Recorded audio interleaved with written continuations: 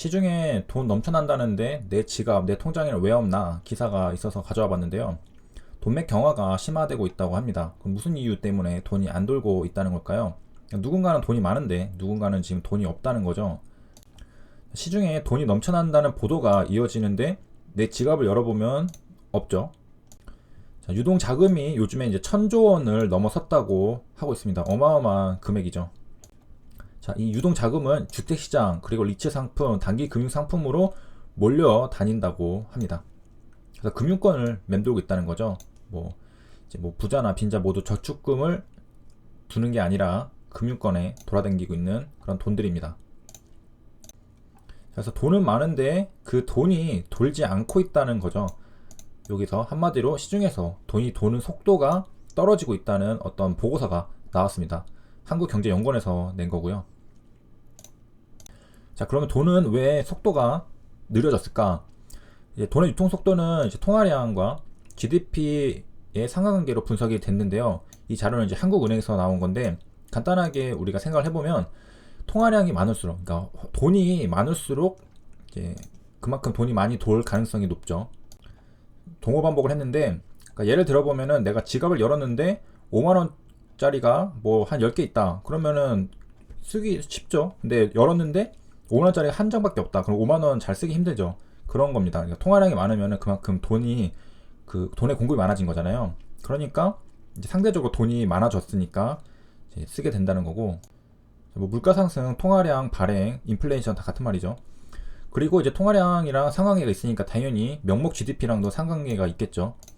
자, 이렇게 돼 있고, 근데 이게 이제 0.98이었는데 그 속도가 그게 2018년에 0.72로 떨어졌다고 하는데 2008년보다 더 떨어졌다고, 더 나빠졌다는 의미라고 하네요. 자, 그래서 이제 그 이유 중에 하나가 이제 명목 GDP랑 상관계가 있으니까 지금 2% 성장도 쉽지 않다라고 되어 있으니까 이제 유통 속도도 떨어지겠죠. GDP 성장률이 지금 떨어지고 있으니까 유통 속도도 떨어질 거다. 상관관계가 있으니까. 그리고 이제 한경영에서는 소득 수준이 높을수록 유통 속도가 빨라진다라고 했는데, 이제 화폐를 보유하고 싶어 하는 것보다 이제 신용카드로 결제를 해버리기 때문에 유통 속도 증가로 연결이 된다고 하네요. 그 다음에 좀 재밌는 거 또 가져와 봤는데, 스페인 소도시가 1년 예산 털어서 복권을 구입했다고 합니다. 10월 31일에 이제 2011년에 나온 건데 재밌어가지고 가져와 봤습니다. 자, 일단 이런 말도 안 되는 짓을 할 수 있는 거는 인구가 5,400명밖에 없기 때문에 그런 거죠. 카카벨로스 시라고 합니다. 그래서 극단적 선택을 해서 인생 한방 그냥 노려본 거죠. 그러니까 이래도 저래도 안 됐다 싶으니까 그냥 한방 노려본 그런 복권을 구입을 했는데 결과는 어떻게 되었을까? 자, 그래서 100만 유로의 빚에 맞닥뜨린 시장은 이 도시 한 해 전체 예산을 복권을 사는데 걸었다. 불행하게도 시가 산 복권은 당첨되지 않았다. 그러니까 망한 거죠. 1년 예산을 한 방에 날려버렸습니다. 이게 지금 카카벨로시만 이런 게 아니라 다른 시들도 다 그렇습니다. 뭐 이제 또 9억 정도의 유로를 빚진 남부 헤르츠 지방 경찰은 이제 마약 거래상들에게서 압수한 차를 사용하고 있다. 차가 없어서 이 압수한 차를 쓰고 있다는 거죠. 그래가지고 연료를 빚졌다고 하네요. 연료를. 그래가지고 이렇게 하고, 그다음에 가로등을 어쩌다 한 번씩 낀다고. 그러니까 전기세 이거 지금 낼 돈이 없으니까 어쩌다 한 번씩 킨다고 하고. 자, 그다음에 그 카스티아 라만차의 건강보험공사는 지금 건강보험에 비용을 손 대지 못하고 있다고 합니다. 그러니까 지금 돈이 없는 거죠. 돈이 없어서. 그다음에 이 시의 소유재산은 건물 하나밖에 없다고 합니다. 시청 건물. 그러니까 거지가 된 거죠. 근데 왜 이런 일이 발생했을까? 스페인 지방 정부들이 이제 엄청난 부채에 시달린 이유는 2009년 세계 경제 이전에, 그때 호황기였죠. 항상 경제 위기는 버블이 터질 때 오죠. 호황이 엄청나게 있을 때 그때 이제 야, 이거 이제 경제 살아나는구나. 이거 우리 지금 대세다. 그래서 사업들을 엄청나게 펼쳤는데 이제 금융이 와가지고 부채를 엄청나게 지게 된 거죠.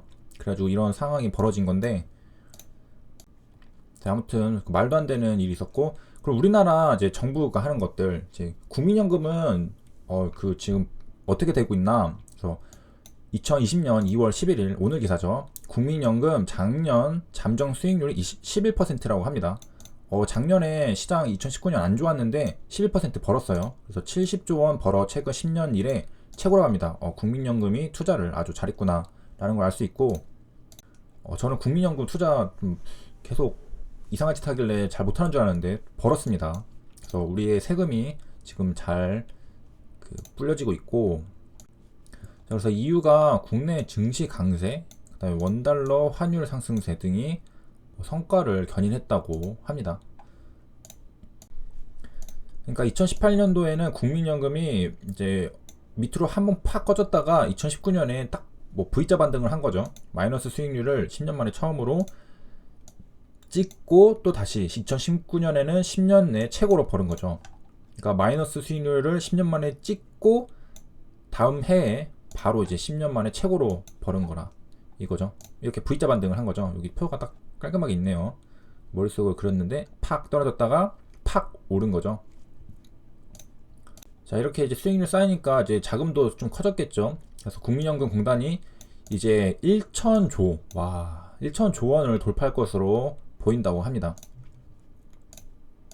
자, 그리고 이제 경제 얘기하니까 또 이 부분에 대해서 또 얘기 안 할 수가 없는데, 이제 또 오늘 뉴스죠. 일부 국가가 자국민의 한국 여행 자제 권고를 했다는데 정부에서 그 내용이 사실이다라고 이제 밝혀졌습니다. 그래서 쭉 기사를 보면은 우리나라 잘 하고 있는데 이제 뭐 몇몇 국가들이, 자, 우리나라가 이제 확진자 수를 기준으로 하면 이제 다른 나라들보다 더 많다고 하는 거죠. 여행 최소화를 권고한 나라들이 이제 일본, 말레이시아, 베트남, 대만이 있었는데 이 나라들보다 이제 한국이 확진자 수가 더 많기 때문에 이제 몇몇 국가들이 이제 한국 여행 자제하라 그런 말을 한 걸로 보입니다. 자, 그럼 중국은 어떠냐? 이제 바이두 이제 여기 들어와 보면은 이렇게 우리가 볼 수 있는데, 여기 막 국가가 아니죠. 이거 하나의 이제 지역들인데 여기 사망 사례라고 되어 있습니다. 여기에 1017, 그러니까 사망자가 이제 1000명이 넘은 거죠. 2020년 2월 11일 2시 2분을 기준으로 1000명이 넘었습니다. 자, 이게 중국어라서 잘 모르겠는데 이제 이 앞에 거는 이제 확인된 사례라고 합니다. 그래서 지금 뭐 확진자 수겠죠. 42,715명이 이제 확인된 사례라고 나와 있고, 이제 빨간색일수록 더 지금 빨간색이 이제 10,000명이 넘을 때가 이제 이렇게 빨간색이 나오는 거고, 그 다음에 이제 이 2만이 의심 사례라고 합니다. 의심 사례라고 하고, 이 4천이 치료가 된 사람들을 말하는 겁니다. 그 사망자보다 더 많죠. 그래서 이렇게 좀 내려가 보면은 뭐 이제 그래프로도 다 이제 보여주고 있는데, 이거 이렇게 깔끔하게 올라가나요? 이거 뭔데? 이게 지금 치료고 이게 사망이거든요. 치료자 수는 이렇게 더 가파르게 상승을 하고 있고 기울기가 더 높고, 사망자 수는 지금 이제 완만하게 증가하고 있다라고 보여주고 있는 거네요. 그 다음에 뭐 다른 자료들도 이렇게 쭉 있고, 궁금하신 분들 들어오셔서 이제 보시면 될 것 같습니다. 쭉 이렇게. 그래서 이제 공시도 조금 보면은 이제 AK홀딩스가 매출액 구조가 바뀌었는데 적자 됐네요. 적자가 엄청나게 갑자기 커졌습니다. 직전에는 1100만 1억이었는데 갑자기 마이너스 1억이 돼버렸습니다.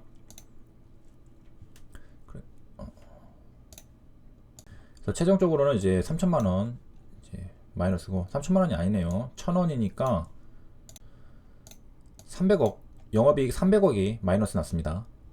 이유가 뭘까 보면은 AK홀딩스는 항공기 도입 및 운항 노선 증가에 따른 매출액이 증가를 했는데, 일부 노선이 수요가 감소하고 운임 하락 및 환율 상승이나 외화 손실로 이익을 감소했다고 했습니다.